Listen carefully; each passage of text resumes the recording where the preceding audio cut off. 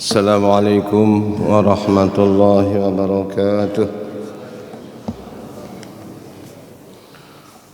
Alhamdulillah alladzi anara quluba ibadihi almu'minin binuril kitabil mubin. Wassalatu wassalamu ala asyrafil mursalin sayyidina wa habibina wa syafiina wa maulana Muhammad wa ala alihi wa ashabi ajma'in, amma ba'd. Hormati segenap TKI Masjid Al-Amanah, para bapak, para ibu, jamaah salat subuh, mudah-mudahan kita pada pagi hari ini mendapatkan cucuran rahmat serta maghfirah, ampunan dari Allah Subhanahu wa taala. Langsung saja pada kajian kita, surah Al-Imran ayat 163 162 ya, 162. Afaman ittaba'a ridwanallahi kaman ba'a bi sakhatin minallah.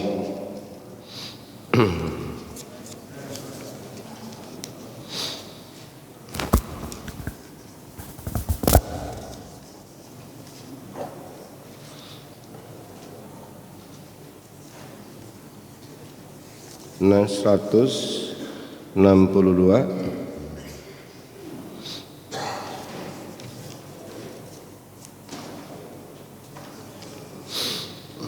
ya. Afaman ittaba'a ridwanallah ya. A'udzu billahi minasy syaithanir rajim.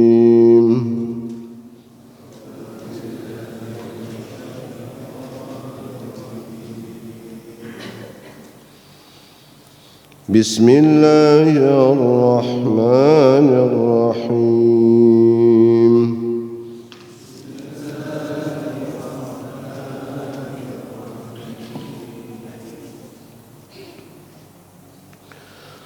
Afaman ittaba'a ridwanallahi kaman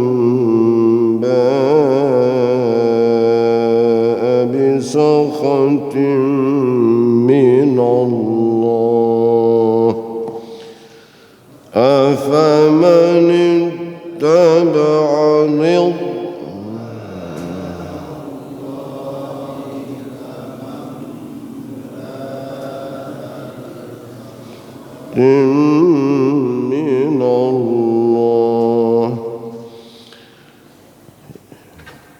Ini ada afaman ittaba'a ridwan, dot ya, dot ini huruf yang paling susah. Sekali lagi, ridwan, ridwan itu adanya dot itu di samping kanan samping kiri ya, lidahnya itu mepet kanan atau mepet kiri. Ridwan.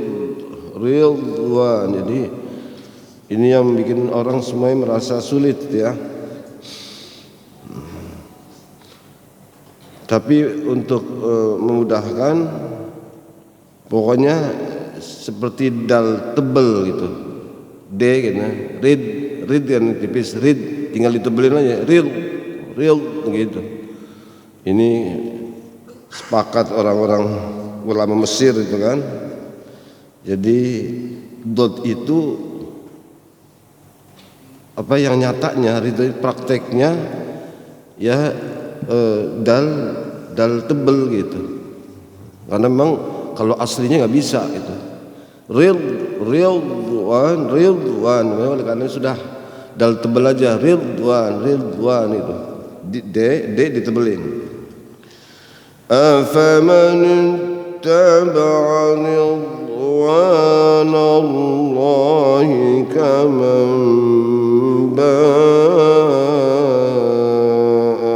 sakhatin minallah.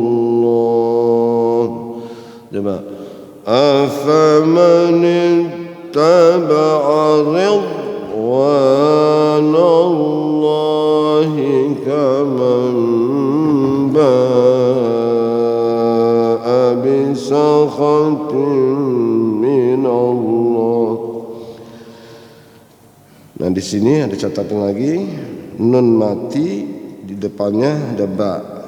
Ini biasanya itu tandanya situ ada mim gitu kan. Itu namanya iqlab. Iqlab itu suara nun berubah menjadi suara mim, maka disebut iqlab. Kama ba ini kan iqlab. Tapi prakteknya khususnya untuk Timur Tengah, Hijaz seperti Mekah, Madinah, itu bacanya enggak iqlab. Ini yang kadang mungkin orang awam kok beda gitu. Jadi ini kalau sering kita dengar itu kori-kori ya, baik Mekah atau Madinah, itu ketika membaca kamam ba'a itu bukan suara mim yang kedengeran, tapi ikhfa. Coba nanti perhatikan Ustaz ini yang apa namanya hamil Quran, coba perhatikan itu. Jadi begini nih yang nyatanya. Kamam gitu. Bukan kamam bukan suara mim, tapi suara nun yang disamarkan. Berarti sama dengan ikhfa gitu. Sama dengan ikhfa. Jadi iklabnya bukan ke mim, tapi iklabnya berubahnya ke samar. Ini praktik. Ini Hijaz, Mesir enggak, yang lain enggak. Sama gitu. Maka di sini perlu bagi kita jadi nanti kalau ada apa namanya kita dengar orang itu yang iklab, pasti itu dibacanya seperti ikhfa, seperti ifa hakiki ya, seperti ikhfa. Itu ngerendeng, enggak jelas ikhfa itu jadi. Kita coba sekali lagi ya.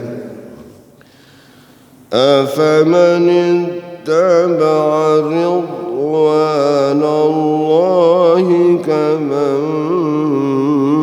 ba'a bisakhatin minallah. Ya. Afaman ittaba'a ridwanallahi kaman ba'a bisakhat minallah kaman ba'a bisakhatin minallahi wa ma'wahu jahannam kaman ba'a bisakhatin minallahi wa ma'wahu jahannam wa bi'sal masir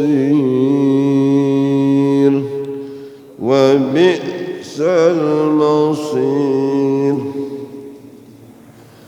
Hum darajatun 'inda Allah, hum darajatun 'inda Allah.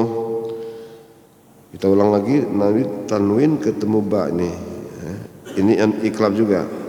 Wallahu basirun bima ya'malun.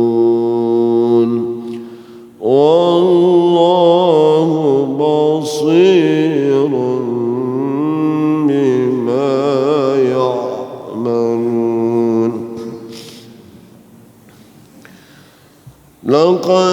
Laqad tipis saja ini iklab ya. Apa namanya? Qalqalah ya. Laqad enggak usah laqad tipis. Laqad manna Allahu 'alal mu'minina idh ba'atsa fihim rasula. Laqad manna Allahu 'alal mu'minina idh ba'atsa fihim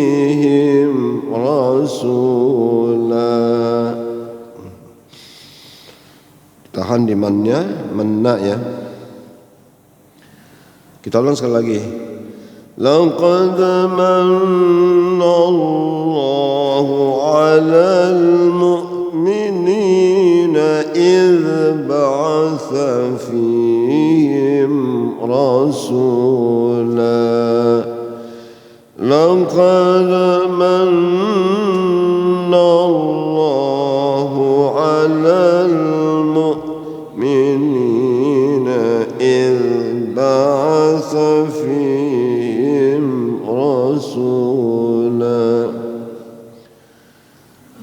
إذ بعث فيهم رسولا من أنفسهم يتلو عليهم إذ بعث فيهم رسولا من أنفسهم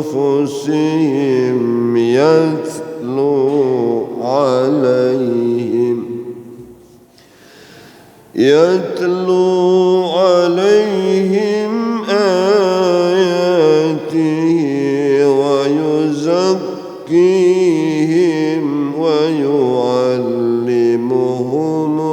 الكتاب والحكمة يتلو عليهم آياته ويزكيهم ويعلمهم الكتاب والحكمة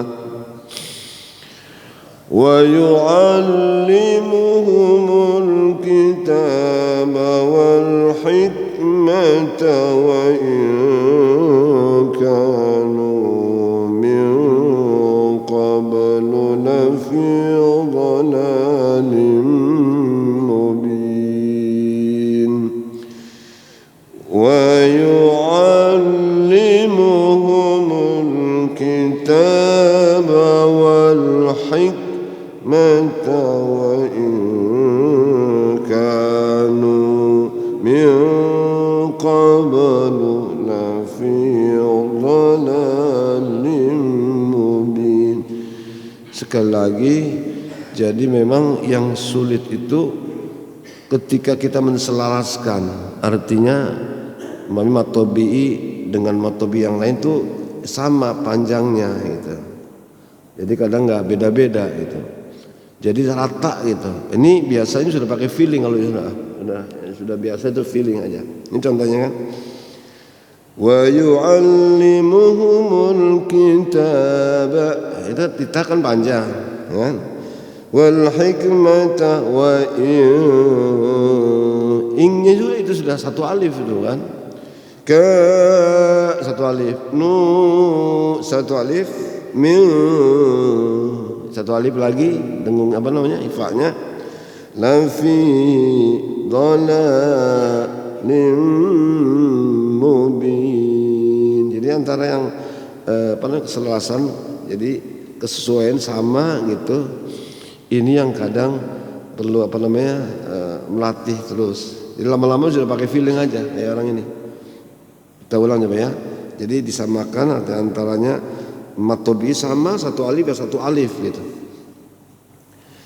Kita ulang ya.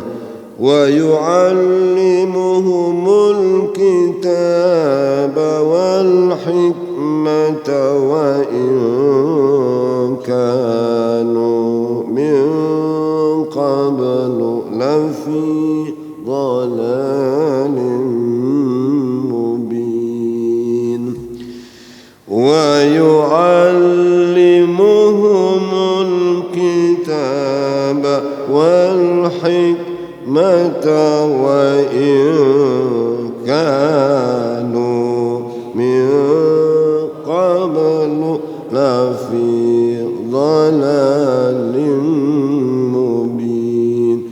Sadaqallahul azim. Bismillahirrahmanirrahim. Aku berlindung kepada Allah dari godaan setan yang terkutuk dengan nama Allah yang Maha Pengasih lagi Maha Penyayang. Maka adakah orang yang mengikuti keridhaan Allah sama dengan orang yang kembali membawa kemurkaan dari Allah dan tepatnya di neraka jahanam? Itulah seburuk-buruk tempat kembali. Kedudukan mereka itu bertingkat-tingkat di sisi Allah, dan Allah Maha melihat apa yang mereka kerjakan.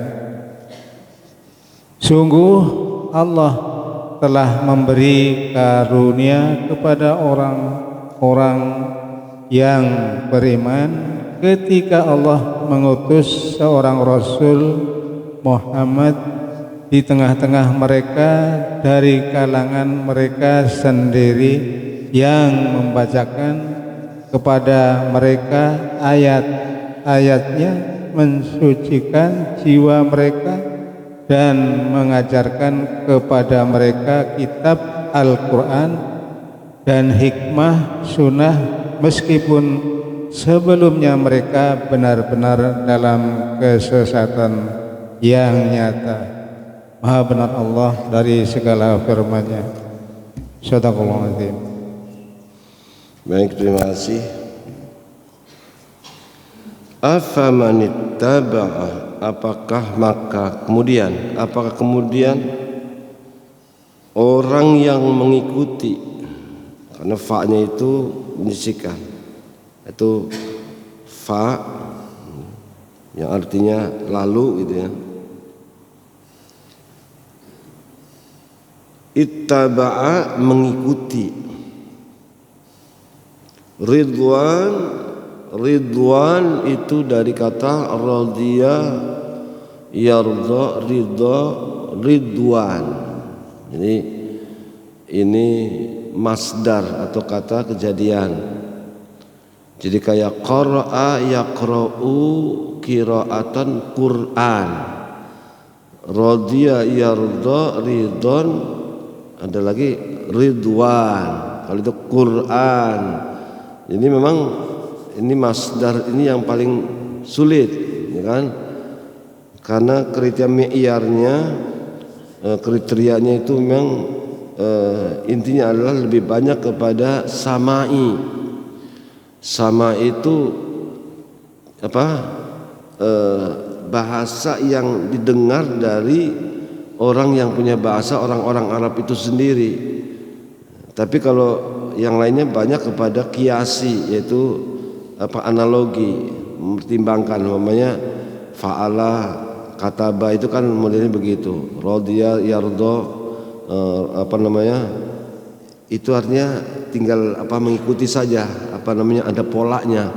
Tapi kalau polanya masdar ini kadang buat ada tadi Quran, kok di sini Quran, tapi kalau di sini ridwan, bukannya rudwan atau bukan Quran tapi Quran. Nah itu yang model begitu, itu yang memang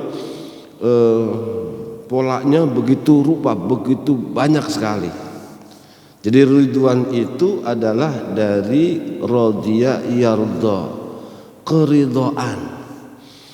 Berarti bertambah hurufnya, yang tadinya radhiya radot iya, lalu tambah lagi ada alif dengan nun, berarti keridhaan yang benar-benar lah ya.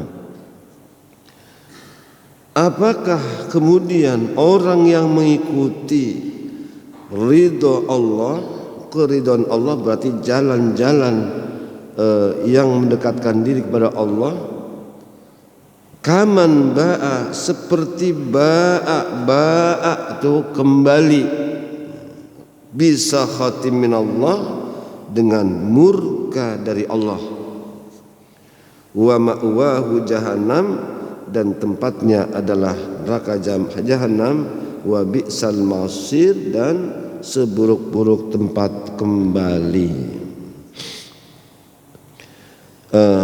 Ini supaya alur bacaannya kita akan mengikuti makna runtutan daripada ayat-ayat sebelumnya. Sedikit saja mengingatkan yang lalu. Kisahnya adalah ketika Rasulullah bersama sahabat itu mengalami kekalahan, mengalami kegagalan, banyak kekecewaan karena di sana ada pelanggaran, banyak yang menjadi korban, 70 sahabat besar yang mati syahid. Ini dalam perang Uhud akibat dari ada satu kelompok atau mungkin person yang tidak mengindahkan kepada pesan Nabi, kan gitu masalahnya itu.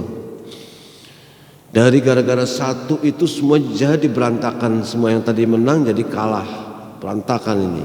Yaitu sekali lagi adalah pasukan pemanah. Kata Nabi kan apapun yang terjadi kamu jangan meninggalkan tempat.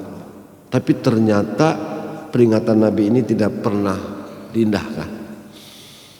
Ketika mereka orang kafir semuanya berantakan, kocar-kacir, meninggalkan semua apa yang dimiliki, ketakutan kalah.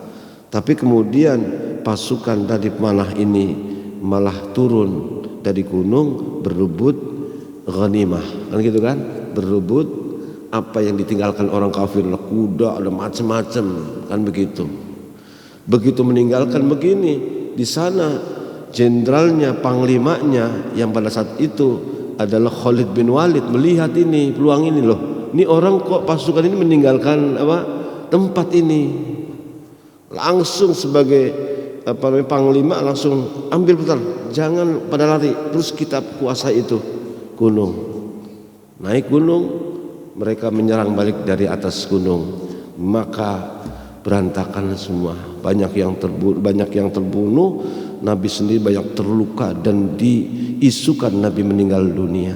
Kan gitu nih kasusnya. Jadi perang Uhud itu meninggalkan kesusahan, kesedihan, korban, kekecewaan semuanya, itu intinya. Karena ini menjadi sejarah, jadi menjadi cermin. Tapi kata Allah tetap menjadikan kamu itu wahai Muhammad orang yang lemah lembut. Kan gitu kan?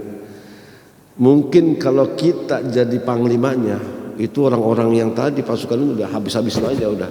Ya kan? Apalagi kalau model Cina, model Korea Utara atau apa, udah melanggar dikit habis. Tapi Nabi tidak. Kata Allah, "Fabiya rahmatin minallahi lintalahum." Karena sebab Allah telah menanamkan dalam hati Nabi itu adalah orang yang berlaku yang kasih sayang. Kamu tetap yaitu belah lembut terhadap mereka. Mereka adalah para pelanggar itu yang menjadikan sebabnya kocar. Seandainya kamu keras pada saat itu, kamu ditinggalkan. Karena memang pada saat itu sudah ada orang pada lari semuanya. Ada yang murtad, ada yang percaya kepada Nabi, semuanya begitu. Tapi tetap Nabi lemah lembut. Kan begitu. Fa'fu anhum. Sikap pertama ini, berikan maaf kepada mereka, satu. Yang kedua, wastaghfir lahum, doakan, mintakan ampunan kepada Allah. Artinya sebagai panglima itu kan engkau harus maafkan. Itulah kadang prajurit dulu, kadang rakyat tuh modelnya begitu, ya kan, maafkan. Tapi juga kamu mintakan ampunan kepada Allah, hubungan dengan Allah. Tapi kemudian yang ketiga, wasyawirhum fil amri, ajak mereka kembali untuk musyawarah, gabung lagi, ayo apa sih? Nah, ini kan memang pelajaran yang sulit kalau untuk kita praktekkan, ini kayaknya nggak susah gitu. Apakah dalam satu komunitas, satu kelompok, organisasi, kalau begitu udah ngamuk aja orang gitu kan, berantakan semua. Karena ini dahsyat. Jadi inilah memang yang Allah arahkan kepada Nabi Muhammad SAW. Semua itu tadi berangkat dari sifat kasih sayang, rahmat. Lalu bersikap memaafkan. Yang kedua, memintakan ampun kepada Allah. Yang ketiga adalah mengajak tetap musyawarah kepada mereka. Nah di situ malah bikin kuat lagi. Ternyata bahwa Rasulullah nggak marah. Rasulullah itu tetap punya semangat. Ayo, yang kabur lari pada balik lagi semuanya. Akhirnya menang lagi pada saat itu perangan Uhud itu. Nah ini, maka di sini setelah itu kalau sudah kemudian musyawarah sepakat apa yang kita lakukan, sudah bulat keinginan kita, tinggal fatawakkal 'ala Allah, maka menghadapi itu harus juga dengan pasrah kepada Allah. Ini singkatnya. Maka diingatkan, kalau engkau terus membela Allah, membela aturannya, membela agamanya, membela semuanya, pasti la ghaliba lakum, rahasia begitu. Enggak ada yang bisa mengalahkan kamu. Tapi yang menjadikan kamu itu kalah karena kamu tuh melanggar, itu masalahnya. Wa iyakhzulkum, kalau Allah meninggalkan kamu, siapa lagi yang membela kamu? Kan enggak ada, gitu kan?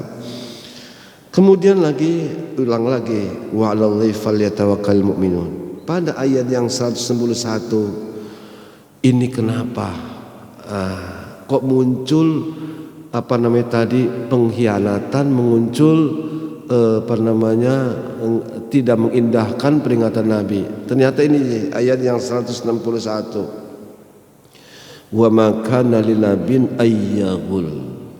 Itu kasusnya sejarah atau sebab turunnya ayat ini adalah ada di antara tadi pasukan panah itu yang suudzon kepada Nabi, jangan-jangan kalau nanti habis perang kita nggak kebagian ini, ada yang begitu. Takut kebagian, makanya udah sebelum dibagi kita duluan aja lah. Kalau gitu kan lalu begitu.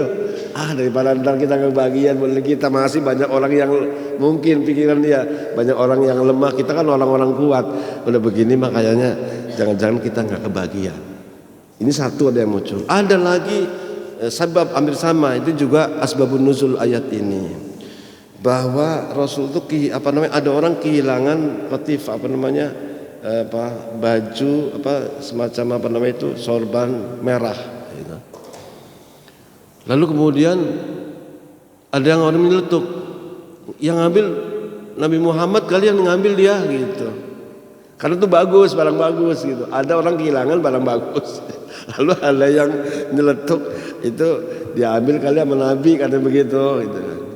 Itu gara-gara begitu langsung turun, maka nalin nabiin ayyabul, Nabi itu nggak akan pernah khianat, dijaga dia, gitu kan. Nah, maka ancaman Allah, wa mayyalmul ya'ti ma qala yaumil qiyamah, siapa yang berkhianat, yang curang, dia ngambil secara diam-diam, ya, maka Allah akan yaitu membawa sesuatu yang diambil, apakah itu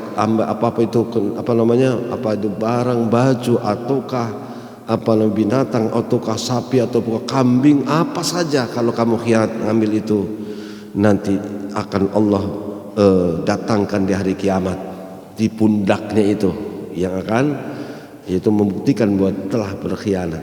Nah ini tuntutannya seperti itu. Maka kembali lagi, afa manittaba'a ridwanallah, apakah lalu kemudian orang yang selalu komitmen mengikuti keridhaan Allah sama dengan orang yang kembali dengan membawa murka dari Allah? Jawabannya tentu beda, itu pasti itu. Dan disinilah kembali kepada kesadaran kita. Jadi tetap orang yang mengikuti perintah Allah, perintah Rasul, walaupun orang tidak tahu siapapun, dia sesungguhnya telah mengikuti keridhaan Allah. Karena ridha Allah itu adanya di dalam ketaatan kepadanya. Jangan pernah berharap orang mendapatkan ridha Allah tapi dalam posisi dia bermaksiat, nggak mungkin. Oleh sebab itu bahwa sekali lagi rahasia keridhaan Allah itu ada dalam perintahnya, di dalam ketaatan kepadanya. Bisa jadi ketaatan yang menurut kita itu adalah remeh temeh, kecil nggak berharga, tapi ternyata di mata Allah itu begitu besarnya. Banyak orang kadang menganggap remeh itu, ini kecil, ini biasa. Tapi yang menerima kebaikan itu justru begitu merasa bahagia. Gara-gara cuma diutangin duit nggak seberapa, tapi itu berharga bagi orang yang terimanya. Ini menjadikan dia begitu bahagia. Itu menjadi ridho Allah begitu besarnya. Jadi yang intinya adalah ridho Allah itu adanya di dalam ketaatan kepadanya. Nggak mungkin ridho Allah itu ada di tempat yang buruk, nggak mungkin. Oleh karena itu ketika orang melakukan kejahatan, melakukan suatu kemaksiatan, dinasehatin, ya kamu sudah tua, kamu sudah begini, cobalah. Ya kan Tuhan kan tahu, Tuhan kan Maha Rahman. Benar sih ucapan Rahman, tapi jangan pernah lalu kita mengharapkan rahmat Allah ketika kita melakukan itu. Saya melakukan begini, tapi saya mengharap rahmat Allah, nggak akan ketemu itu. Kan begitu kan?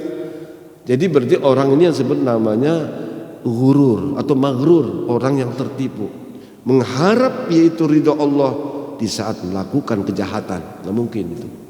Jadi ini jalannya. Maka dikatakan afamanittaba'a ridwanallahi kaman ba'a bi sakhatin minallah. Apakah kemudian orang yang selalu mengikuti jalan yang menuju ridha Allah itu sama dengan orang yang berlumaran, orang yang kembali dengan murka Allah? Tentu beda. Wa ma'wahu jahannam wa bi'sal masir. Kemudian hum darajatun indallah, ini secara keseluruhan, kan? Keseluruhan baik kita siapapun ini adalah sebagai satu nilai agar pandangan kita juga tetap jangan kemudian melampaui ataupun keluar dari batas. Karena kedengaran orang-orang kita memposisikan orang itu kadang begitu jauh ataupun tidak pada posisinya. Jadi hum darajatun indallah, ini akhirnya kembali lagi bahwa mereka di sisi Allah itu ya memang bertingkat-tingkat. Kan begitu kan? Ada orang yang seperti sahabat Abu Bakar yang apapun, seperti derajatnya Umar bin Khattab, seperti derajatnya Sayyidina Ali, seperti derajatnya Salman Al-Farisi. Ada yang posisinya tadi derajatnya seperti Bilal bin Rabah, ada seperti Abi Dzar. Ternyata sahabat-sahabat sendiri itu bertingkat-tingkat. Pengetahuan juga bertingkat-tingkat. Jangan dikira antara Abu Bakar dengan Umar itu sama, beda posisinya di mata Allah. Beda juga pengetahuan yang ada pada dirinya. Maka itu sahabat-sahabat sendiri juga berderajat, bertingkat-tingkat. Itulah semuanya. Jadi kamu jangan lalu semua disamakan. Memang ada model begini, kadang-kadang diajak tuh kok susah amat. Ada orang nggak usah pakai pengumuman, pakai undangan. Kalau udah waktu ngaji mah ngaji aja. Ada yang model begitu. Kalau nggak samperin, nggak datang, ya ada begitu. Kan macam-macam beda-beda. Begitu pula di sisi Allah itu macam-macam semua orang.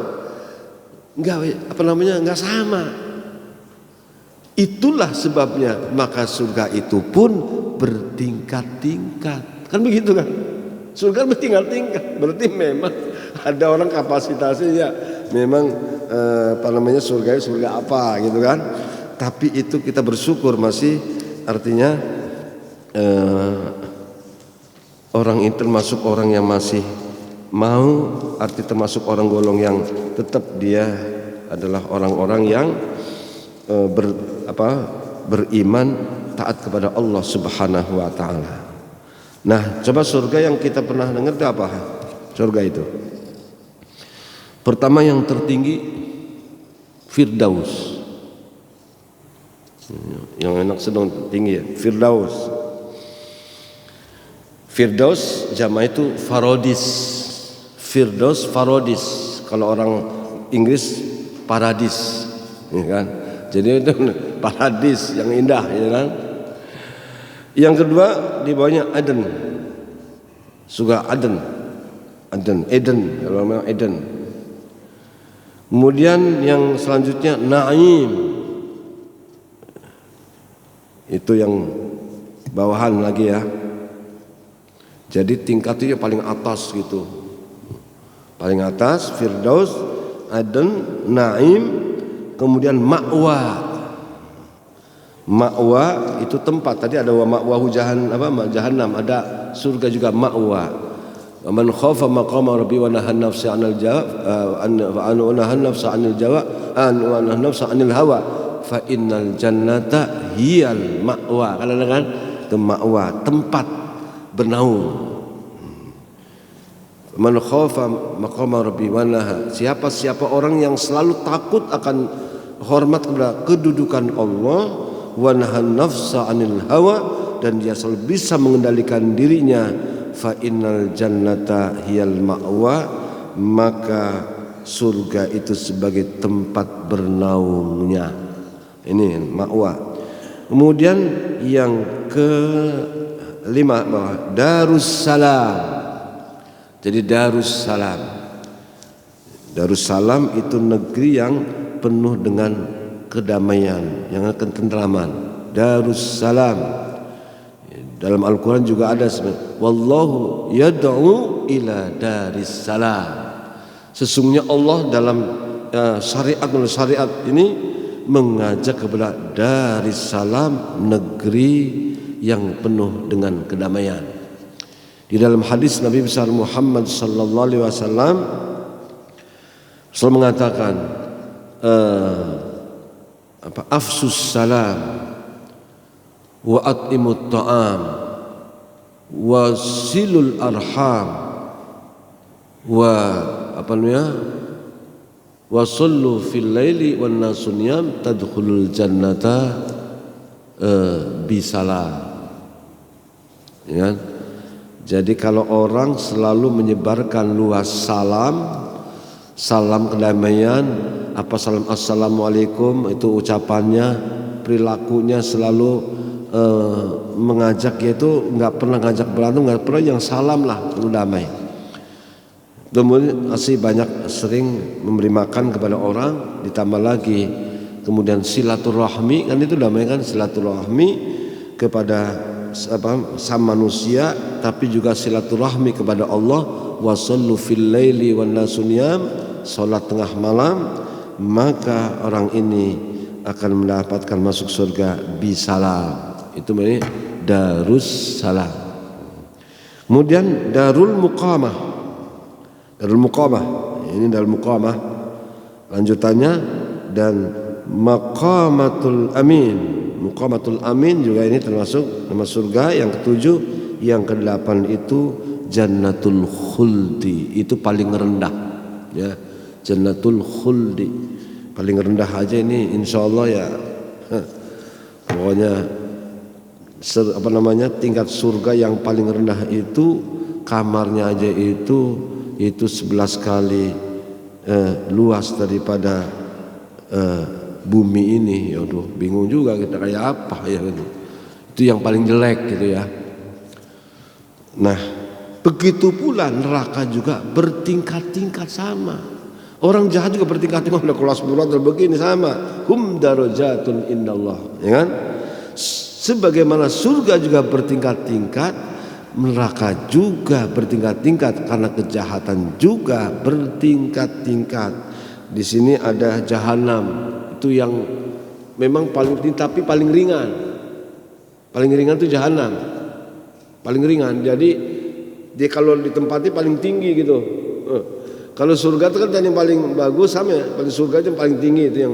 Ini yang paling ringan itu yang bagian atas itu adalah jahanam.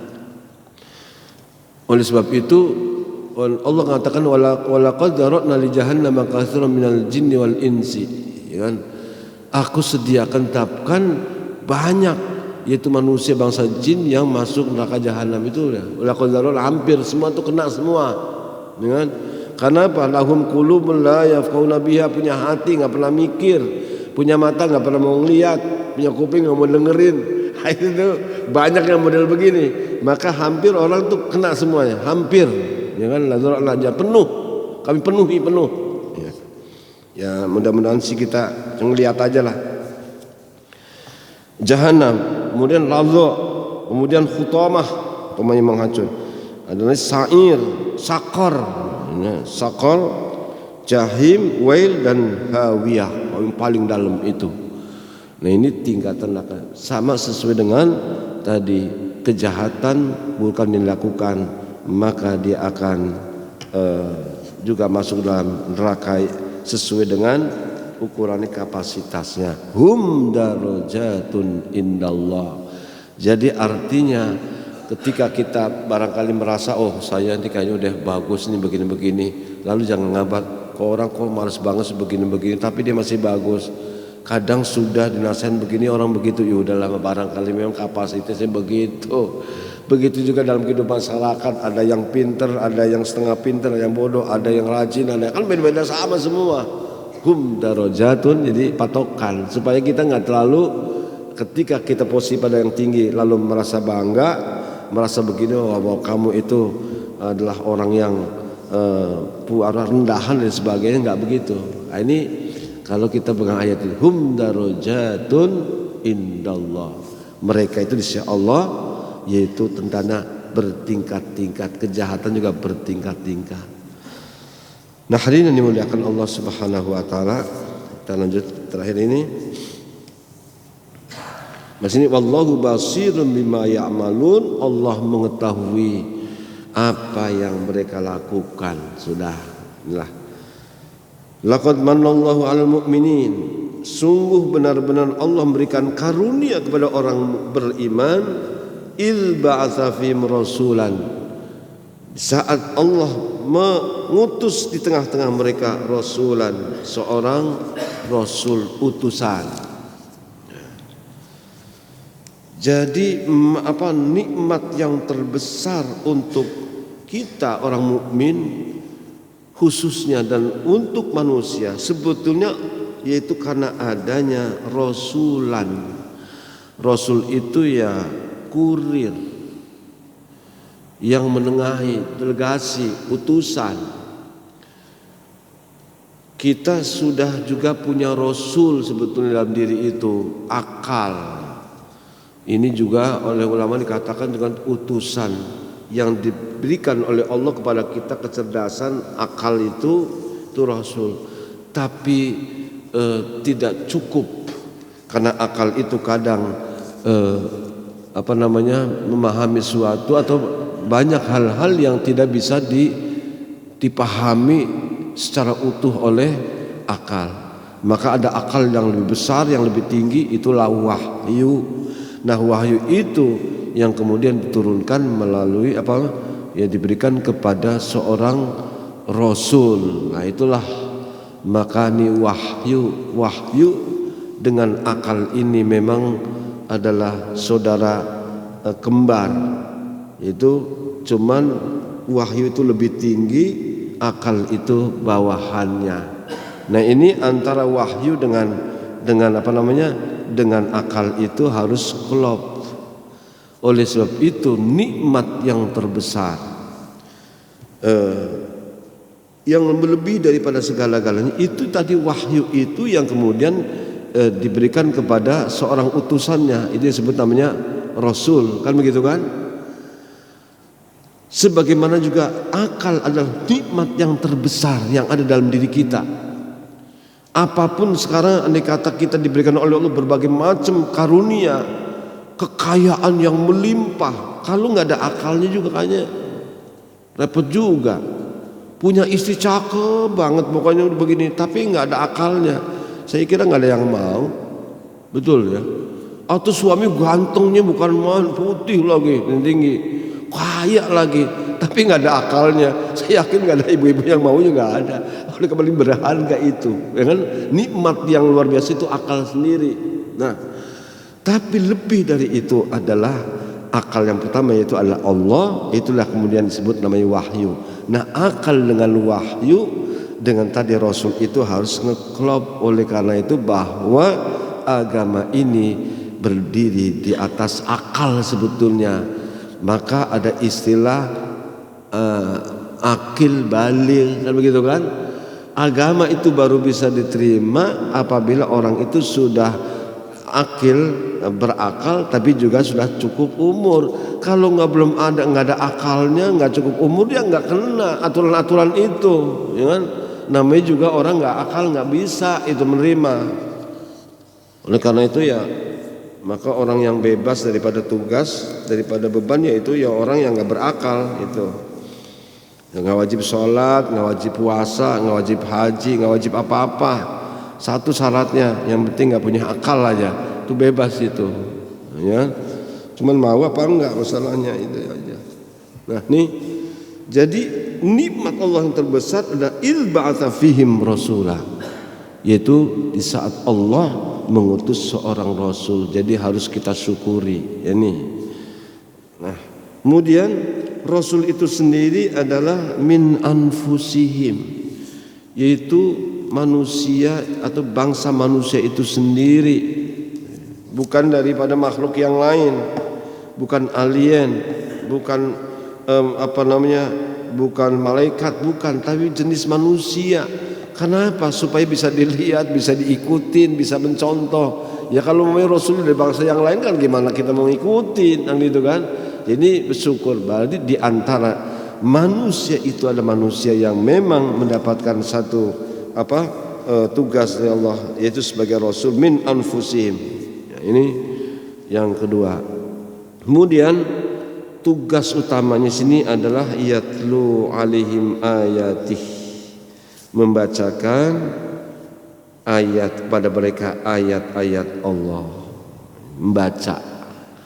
Ini biasanya yatlu alim ayatih, tanda-tanda kekuasaan besar Allah. Ada 4 ayat. Yang pertama ayat kauniyah, semesta ini. Yang kedua ayat nafsiyah, ini urutan. Ada ayat kauniyah, semesta alam ini, kemudian nafsiyah, yaitu diri manusia itu sendiri. Dalam diri itu banyak ayat. Karena Allah berfirman, sanurihim ayatina fil afaq wa fi anfusihim. Itu. Baru yang ketiga Qur'aniyah, Quran. Yang keempat adalah tarikhiyah, sejarah. Semua itu adalah tanda-tanda kebesaran Allah Subhanahu wa ta'ala. Al-Quran ayat kauniyah itu lebih dahulu daripada Quran. Karena Quran itu kan turun pada zaman Nabi Muhammad SAW, kan begitu kan? Tapi kauniyah itu sejak adanya semesta ini diciptakan oleh Allah, di sanalah kemudian tanda-tanda kebesaran Allah itu sudah Allah tampakkan di situ. Artinya lebih dulu. Dan ayat-ayat kauniyah itu sifatnya tetap nggak berubah. Nah ini yang kita banyak lupakan untuk kita. Ini ayat kauniyah yang diabaikan, bukan dilupakan, abaikan. Padahal ini adalah rahasia kehidupan itu sendiri. Satu contoh aja lah. Ini kadang-kadang saya bolak-balik gitu. Itu kalau ada dalam filsafat segala macam sih. Ada 12 macam itu the law, ada attraction, ada vibration, ya kan, macam-macam itu. Tapi ada lagi yang ini, yang di luar itu. Allah katakan selalu berkali-kali, inna kulla syai'in khalaqnahu biqadar. Sesungguhnya kami ciptakan segala sesuatu itu ada ukurannya, semua terukur semuanya. Semua terukur. Enggak ada yang tidak terukur. Dan itu rahasia. Wasyamsu tajri li mustaqarril laha dzalika taqdirul azizil alim. Matahari itu terus berjalan, dia berputar, kan begitu kan? Dan itulah takdir Allah. Itulah ukuran. Jadi matahari itu berjalan itu sesuai dengan ukurannya, jauh dekat dengan bumi. Enggak, kalau sekarang matahari itu berani dia melanggar, menjauh dari bumi, berarti bumi itu akan beku. Enggak mungkin manusia bisa hidup. Atau barangkali dia malah mendekat ke bumi, bumi menjadi panas, itu akan terbakar juga nggak? Ukurannya pas banget. Itu dari dulu sampai sekarang masih begitu. Coba nih, ya kan? Wal qamar qaddarnahu, bulan juga aku ukur fi manazil, tempat posisinya, manazilnya itu sama, tidak ada. Ini semesta alam. Sabbihisma rabbikal a'la allazi khalaqa fasawwa, ya kan? Sebutkan nama, sucikan nama Tuhanmu, allazi khalaqa, yang menciptakan, wasawwa, dan menyempurnakan, terus wallazi qaddara fahada, dan dia setelah menciptakan itu ukurannya ada, dan Allah memberikan petunjuk. Ibu kalau masak enak itu harus ukurannya pas, garamnya seberapa, ya kan, nanti umpamanya bumbunya seberapa, pas, mesti enaknya. Bikin kopi, kalau kopinya dengan gulanya pas, enak kan, begitu kan. Pokoknya kalau orang itu sesuai dengan ukuran, enak aja hidup itu. Kita juga sebenarnya terukur semuanya, sampai umurnya pun udah ukurannya, ya kan. Nah kita nih masalah ini singkat saja lah. Jadi semua berukur. Yang namanya dokter pun juga mengobati itu sesuai dengan ukuran, ditahu. Oh ini ukurannya orang kalau mulutnya merah ini pasti nih nggak jauh daripada panas dalam, kasih aja obat mas dalam. Ya cocok, tahu dia ukurannya begitu. Jadi dokter semuanya, apakah apa ilmuwan, apa ya ilmu pengetahuan, semua adalah sesuai dengan ukurannya. Itu rahasia besar Allah itu. Itu disebut namanya takdir, istilah bahasa ukuran, ya kan? Nah sekarang kita sudah tua begini, di atas 60 tahun, itu pun ukurannya harus tahu ukuran kita. Makannya ukurannya seberapa, makan durian pun juga harus tahu ukurannya. Udah 70 tahun makan durian, jangan makan sendirian satu geluntung itu, ini jadi masalah itu kan, begitu kan. Jadi kalau beli durian bagi-bagi maksudnya gitu, sedikit-sedikit aja. Bukannya duriannya beracun, bukan, tapi kadang-kadang tadi kita nggak tahu ukuran, kan begitu kan. Jadi ini itu disebut namanya ayat kauniyah. Baca dalam semesta itu banyak sekali, dan ini banyak dikuasai oleh orang-orang yang tadi senang apa, yaitu dengan teknologi segala macam itu, melihat ukuran-ukuran semuanya. Subhanallah, kita luar biasa. Rabbana ma khalaqta hadza batila subhanaka faqina adzabannar. Dia sampai berapa menit lagi? 3 menit lagi ya. Jadi nanti akan kita jelaskan lagi nah tentang tugas pokok daripada para rasul, membacakan ayat. Yuzakihim sini membersihkan saja, ini yuzakihim bukan membersihkan saja, meningkatkan juga, menumbuhkan. Saya kira ini ya, insyaallah. Mudah-mudahan kita masih dipanjangkan umur, sehatul afiat. Kita ketemu lagi tahun akan datang. Amin ya rabbal alamin. Ini saja, kurang maaf. Wallahul muwaffiq ila aqwamit thoriq. Assalamualaikum warahmatullahi wabarakatuh.